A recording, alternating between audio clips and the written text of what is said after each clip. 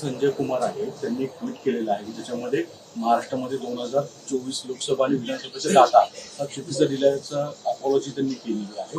याच डाटावर राहुल गांधींनी आरोप केले गेले होते असं बोलतात। ही खरी गोष्ट आहे की सीएसडीएसनी जो डेटा दिला होता आणि ज्या डेटावर आधारित इलेक्शन कमिशनवर राहुल गांधींनी आरोप केले होते आणि आमच्याही लेजिटिमेटली निवडून आलेल्या सरकारला आरोपीच्या पिंजऱ्यात उभं केलं होतं।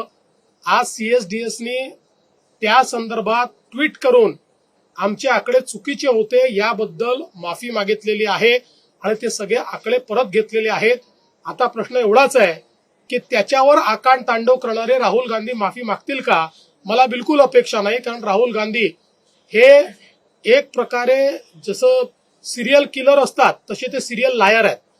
त्याच्यामुळे ते रोज खोटं बोलतील, याच्यानंतर हेच आकडे ते मारतील, जिच्याबद्दल माझ्या मनात शंका नाही। पण जनतेच्या समोर मात्र आज या ठिकाणी हे स्पष्ट झालेलं आहे। आप देख रहे हैं मुंबई का इंडिया टीवी न्यूज, सच के साथ हमेशा।